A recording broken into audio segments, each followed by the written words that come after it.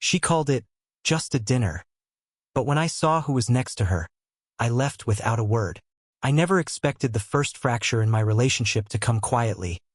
On a peaceful morning, no yelling, no drama, no damning text messages. Just the faint scent of cologne I didn't own. It was 6:18 a.m. on a Wednesday in early spring.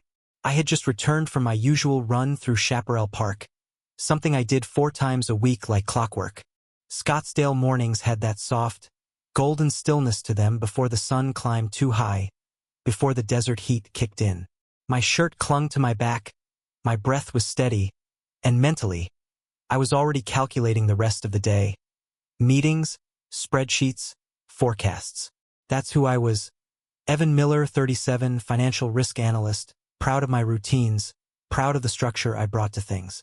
I always believed that if you were just consistent enough, nothing would truly fall apart. The first sign that something was off? Silence. Brooke usually left music playing when she worked late, some lo-fi playlist or ambient jazz if she was designing event mood boards. But that morning, no sound drifted through the house. It was dead quiet. Not the comfortable, peaceful kind of quiet either. It felt expectant, like something had just happened and was waiting to be noticed. When I walked into the kitchen, the first thing I saw was the wine glass. It sat alone on the counter, half full, with a deep red smear of lipstick across the rim. That in itself wasn't wildly unusual. Brooke, 32, was an event stylist, creative and always a little scattered. Sometimes she left glasses out or forgot to rinse a plate. But she never left open containers overnight. She was oddly meticulous about that. Seeing the glass, there was like spotting a fingerprint on something that had no business being touched.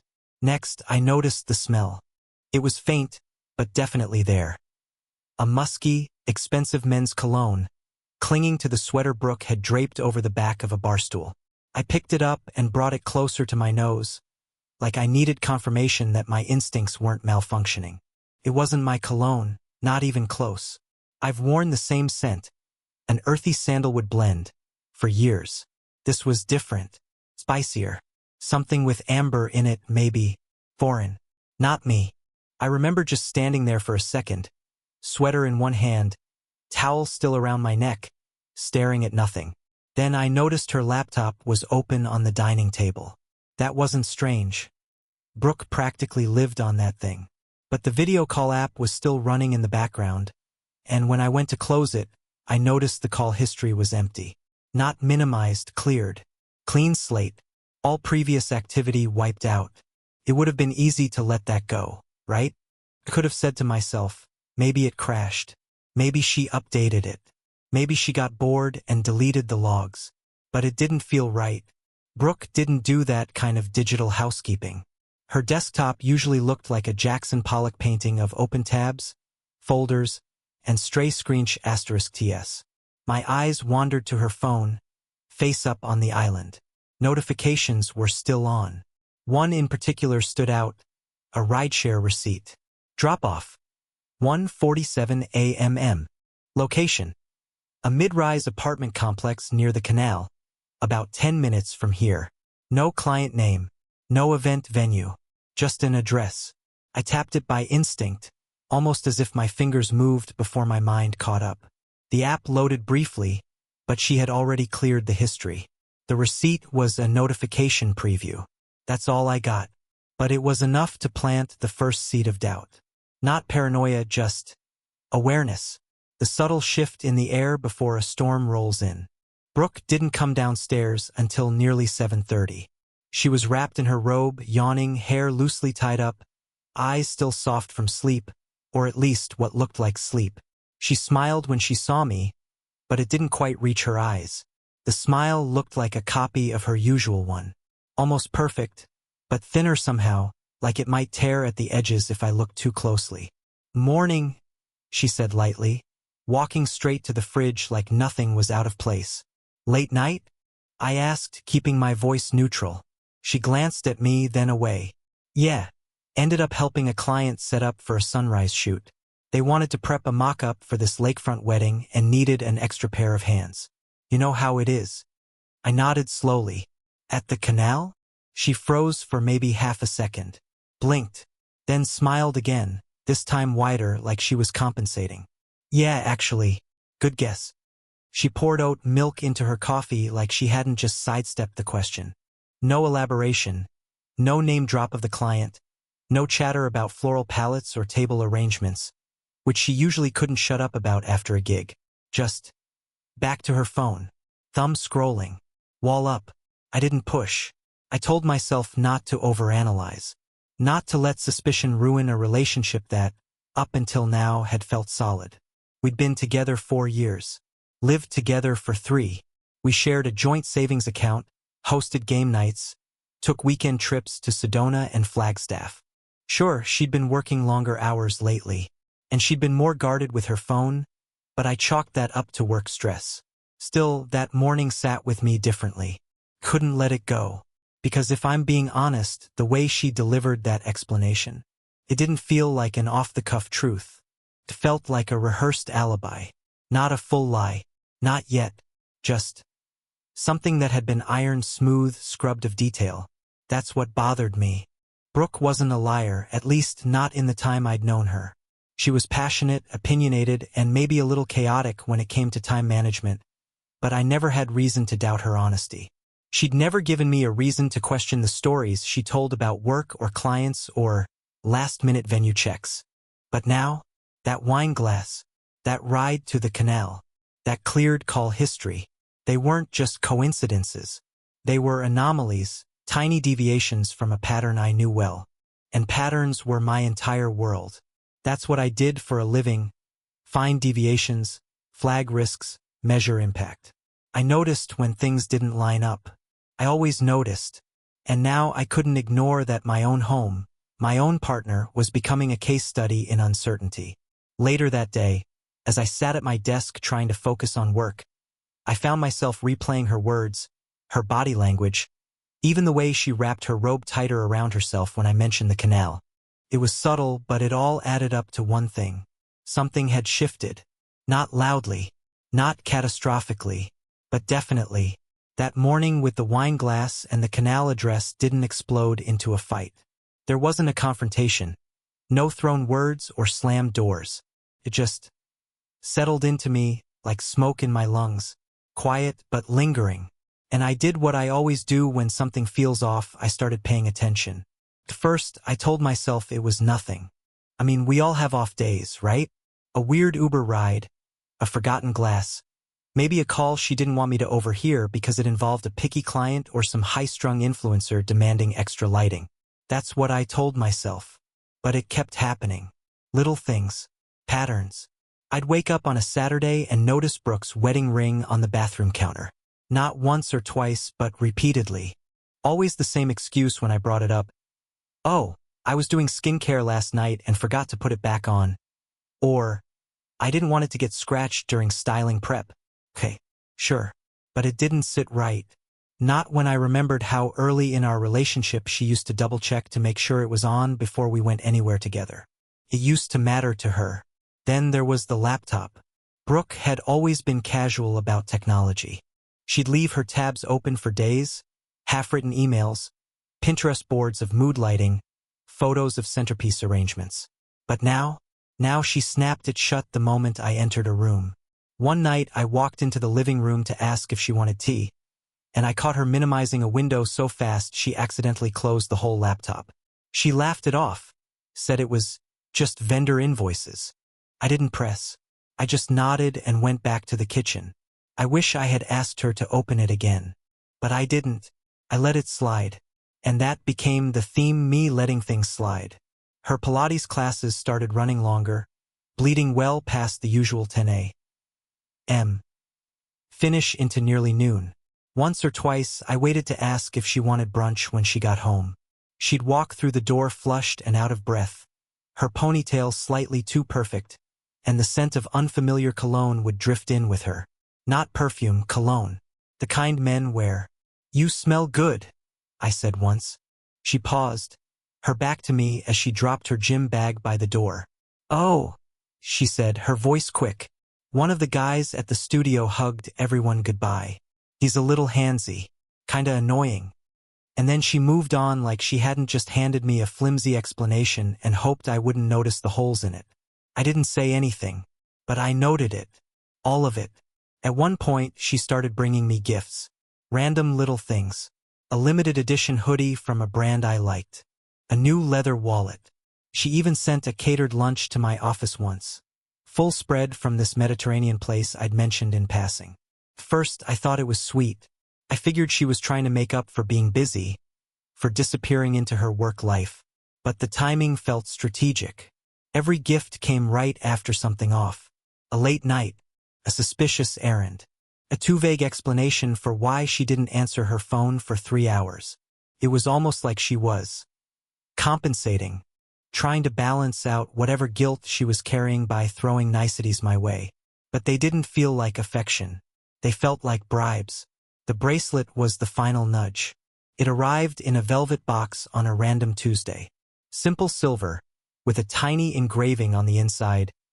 To be, with intention. I remember reading that word, intention, and feeling something tighten in my chest. When I asked her who it was from, she barely blinked. "Oh," she said, "just an old friend from a client circle. He owns a wedding venue near Tucson. We used to do events together pre-COVID. He sends me stuff sometimes." Just like that. No further details. No explanation for why this old friend was sending her jewelry engraved with vague, romantic-sounding phrases. What kind of friend sends that? Not a platonic one. Not a professional one. And definitely not someone I'd never heard of until that day. I checked her Instagram later that night while she was in the shower. There were no tags, no comments, no photos of this bracelet on any timeline, hers or otherwise. It was like it had materialized out of thin air, meant only to exist in private. That's when I checked the bank statements. I wasn't snooping, not exactly. We had a shared business credit card for expenses, and I usually handled our monthly finances. But I hadn't really looked too closely in a while. Not until that night. The first thing I noticed was that her yoga studio charges had stopped appearing a month ago. In their place were consistent transactions at a different facility, a private fitness club in Old Town. It wasn't the kind of place that popped up on Google Maps easily. You had to know about it.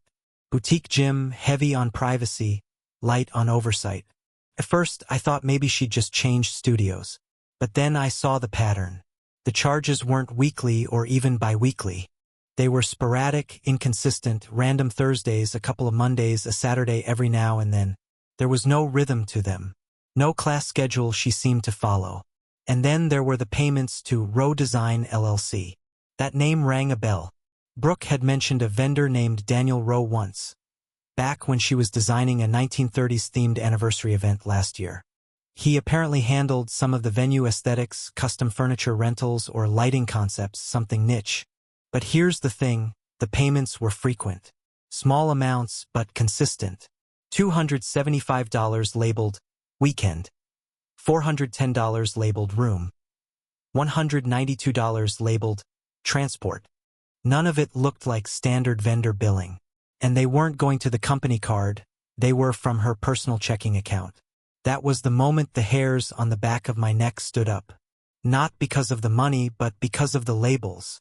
Weekend, room, transport. They weren't invoices. They were reimbursements. Or worse, covertly labeled personal expenses disguised as professional ones. I confronted her once, gently. "Hey," I said over dinner, trying to sound casual. "I noticed some of the yoga charges switched over. You switched studios?" She didn't even look up from her plate. "Yeah, new instructor. More focused on core work. Is closer to the canal." The canal. That word again. Like a knot tightening.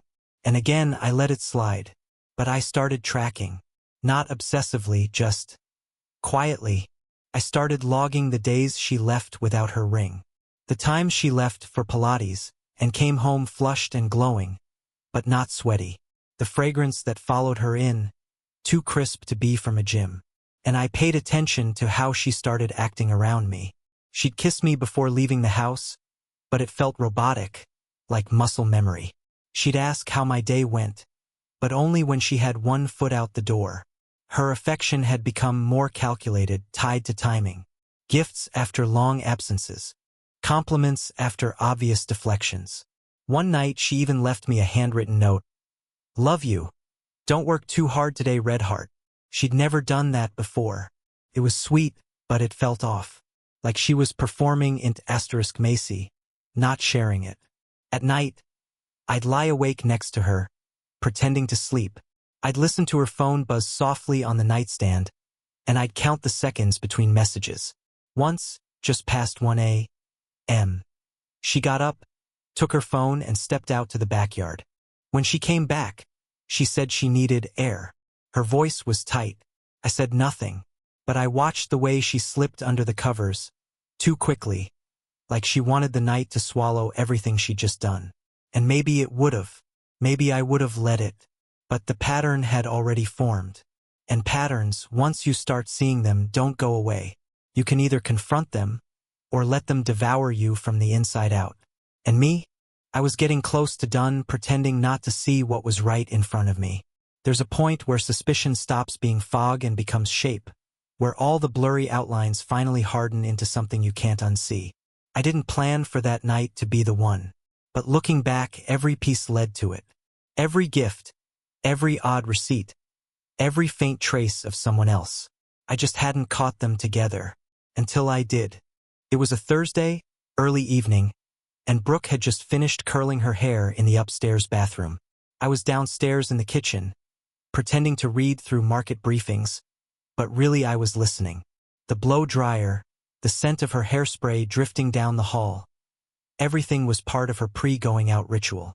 And I'd come to recognize the difference between her client prep and actual prep. This was the latter. Too much effort for a networking dinner. Too much perfume, too much precision. I walked over to the doorway as she came down the stairs in a slate gray dress, elegant but intentionally low-cut, paired with heels she normally reserved for New Year's galas. You look good, I said. She smiled, brushing her hair off her shoulder. Thanks. Just a small thing downtown with the planning team. Some new boutique hotel client. Light drinks, light dinner. What's the name of the place? I asked. She looked up from adjusting her clutch. Oh, something like Altamar or Alta Luna. I don't remember. I'll text it to you if you want. I nodded but didn't say yes. I already knew she wasn't going where she said she was going. I'd tracked her car's route the week before, after I quietly added a new app to our shared vehicles account. I told myself it was just for safety. That was only half true. That night, I watched her car location from my phone. I waited until she pulled off the freeway near downtown Phoenix. Not at the hotel she vaguely described, but about 6 blocks from a place I already had written down. Rosette, a boutique restaurant tucked into the ground floor of a historic hotel. In asterisk mate, dim lighting, known for private alcoves and overpriced wine. I got in my car 10 minutes later. Not speeding, not breathing too hard, just moving. I parked half a block away and approached on foot. I told myself maybe I was wrong. Maybe I'd find her with coworkers or vendors. Maybe I'd feel ridiculous for doubting her. But I didn't. Through the tall glass window by the bar, I saw her almost immediately. She was sitting at a corner table, int asterisk mate candlelit. Her back was to the wall, facing the entrance. Across from her sat a man in a crisp navy blazer, leaning forward like they were sharing secrets. Daniel Rowe. I didn't recognize him from photos, not at first. But I knew the name Rowe Design LLC. The same one on the vague transactions. The same one on the bracelet. The man she never spoke about except in passing, like he was just some guy who handled accent lighting and temporary archways. They weren't just talking. They were holding hands across the table. Not fingers intertwined, but flat palm to palm. Like something sacred. Like the kind of quiet gesture people use when they've run out of words but still want to feel each other. Her bracelet was on her wrist, glinting faintly under the candlelight. To be with intention. I could see it even from where I stood. She wore it like it was hers. Like it meant something. I didn't take a photo. I didn't knock on the glass or walk in and flip the table. I just stood there, taking it in. Her face was soft, relaxed, not guarded or professional. It wasn't her event smile. It was real. She looked like she was home. And I realized right then, this wasn't a fling. This wasn't a one-time thing or some mistake she was trying to outrun. This was ongoing, lived in, familiar. And I wasn't even part of the story anymore. I turned around and left without letting myself feel anything. I just walked back to my car, started the engine, and let it idle for a full minute before shifting into drive. My hands were calm. My face was blank. But inside, something was folding in on itself. Not breaking. Folding quietly, methodically. The way paper folds before it turns into something unrecognizable. Back home, the silence was different. I went straight to my office. No lights on. Just me and my thoughts. And I started writing everything down. Date, time, location, her outfit, the restaurant, the way they sat, the bracelet, the expression on her face, the distance between their drinks. The way her hand rested on his for the full 5 minutes, I stood outside like a stranger to my own life. I opened our credit card records and pulled up the row design transactions again.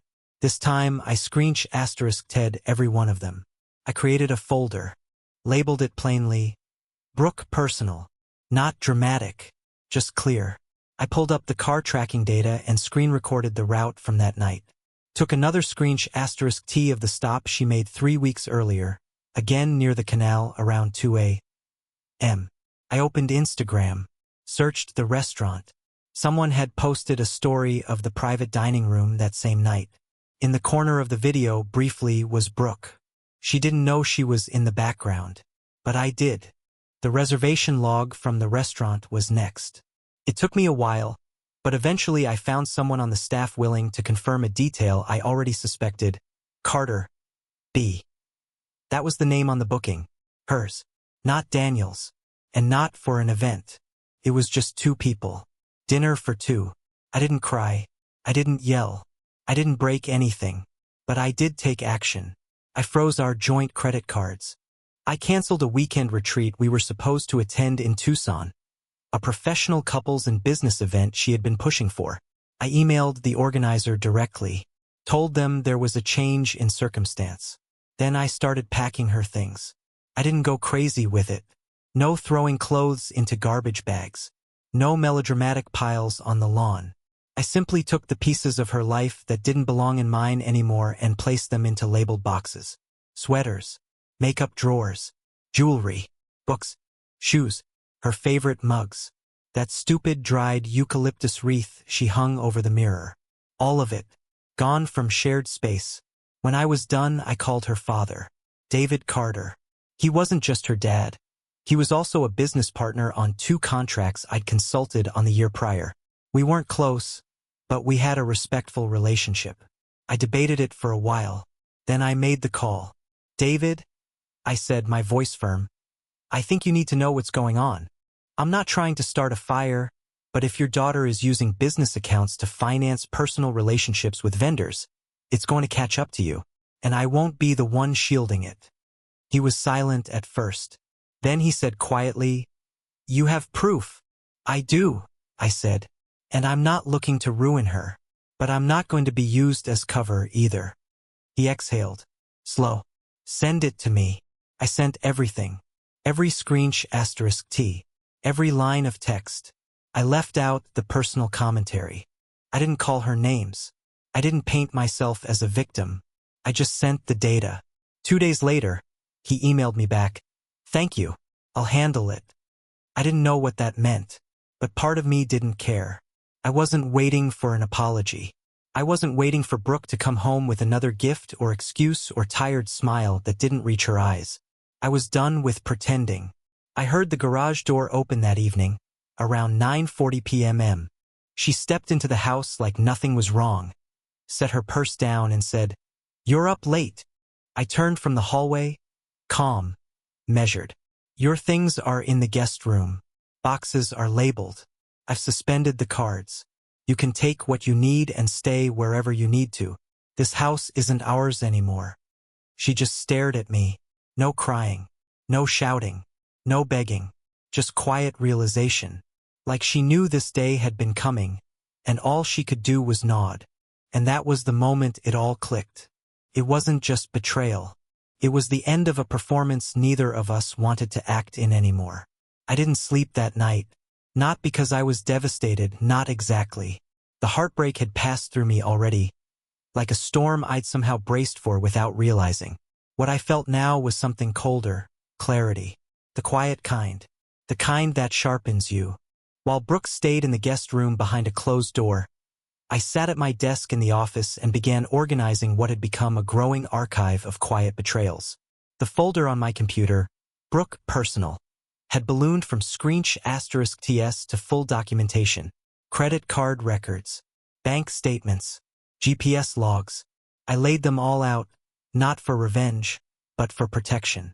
I wasn't going to be gaslit into second-guessing what I knew. And if things got ugly, financially or otherwise, I wanted the facts lined up and laminated. The first thing I did was cross-reference the payments to Row Design LLC. I went transaction by transaction, matching each one to a date and a keyword. Weekend, room, transport. Some of them lined up perfectly with times she told me she was staying late at the studio or going to Palm Valley for a styled shoot. One in particular stood out, a $1,260 payment labeled Retainer Venue Hold, processed 3 months ago. That same weekend, she told me she was attending a networking retreat at an eco-resort in Sedona with 2 other stylists. I remember asking if I could come up Sunday and take her to lunch. She said it would be too packed with panels and logistics. Now I knew why she didn't want me there. Next, I printed out our joint financial statements and ran an expense audit. Nothing aggressive, just a clean spreadsheet mapping out all known personal expenses versus business ones. I flagged every Row Design transaction, every rideshare receipt after midnight, every Uber Eats charge delivered to addresses that weren't ours. What disturbed me most weren't the payments themselves. It was the casualness. Like they weren't hiding anything because they didn't feel they had to. It wasn't a secret affair happening in the shadows. It was out in the open, disguised in just enough business language to slide by under the radar. But when you stepped back, the pattern became undeniable. I found a receipt from a downtown hotel, the Elowin, a place we'd stayed once on our anniversary, known for its garden terrace and cocktail bar. Brooke had charged a 2-night stay to her business card under client hosting bridal package. But the timestamp on the check-in matched a weekend I was out of town at a conference in Dallas. No mention of any client ever appeared on her socials that weekend. No photos, no tags, just a black hole of curated silence. I called the hotel. I didn't pretend to be someone else. I just asked politely if they could resend the invoice for a recent Row Design LLC reservation. Took 2 minutes. And there it was. 2 active keycards. 1 king suite. Champagne delivery at check-in. Breakfast for 2. I filed that too. By sunrise, I had organized everything into 3 folders, personal, financial, and legal prep, and uploaded copies to cloud storage, external drive, and printed backup. Again, not out of paranoia, just preparation. Then I called my lawyer. Her name was Tessa Porter. We'd worked together a few years ago when I helped her brother restructure a flailing sports nutrition startup. She was direct, discreet, and had a low tolerance for emotional drama, which is exactly what I needed. I didn't say much on the call, just gave her a high-level summary and asked for a meeting. When I showed her the files later that week, she flipped through them silently, barely blinking. "You're 5 steps ahead of where most people are when they walk into my office," she said. "I like knowing where the ground is," I replied. She nodded. "You have everything you need to protect yourself. But what do you want out of this?" I didn't answer right away, because I wasn't sure. I didn't want vengeance. I didn't want to humiliate Brooke or ruin her career. But I also didn't want to be the quiet man in the background while she rewrote our story like it was a mutual drifting apart. That wasn't what happened. She'd crossed lines emotionally, financially, and ethically. "I want clean separation," I told Tessa. "And I want control over what stays in my name."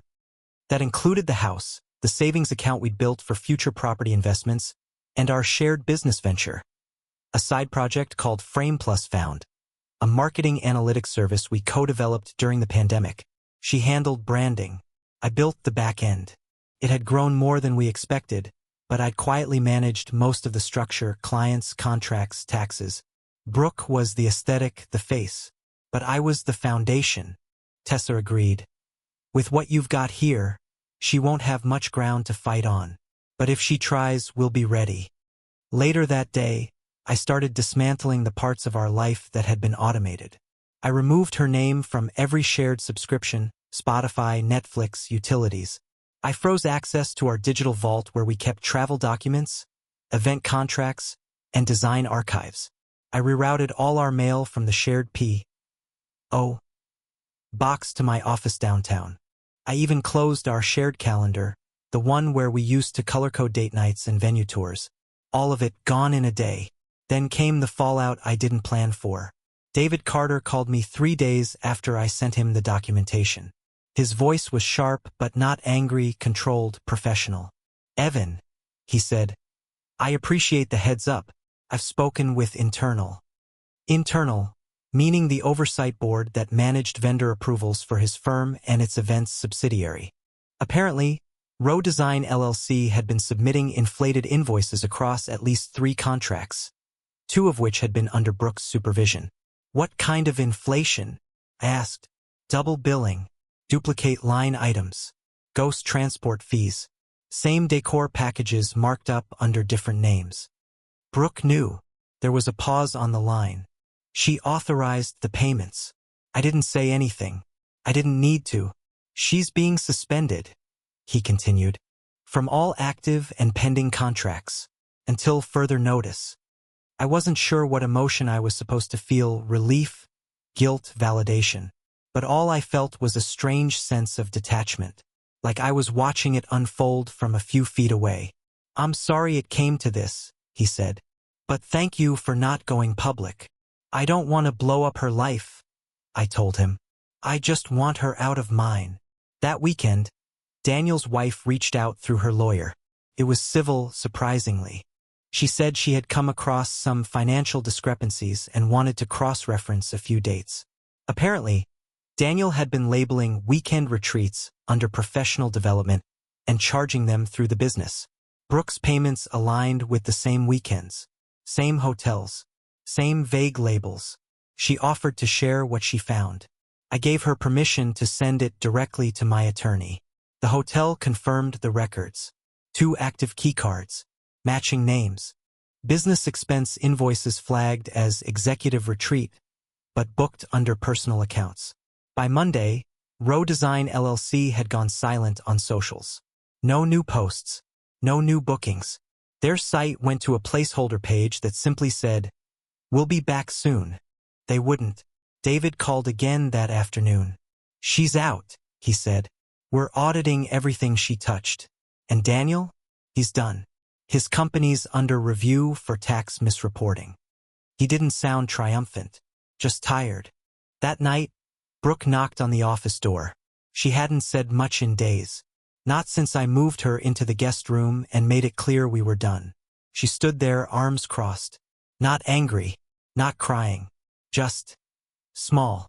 "I know you told my dad," she said. "And Daniel's wife. Everyone."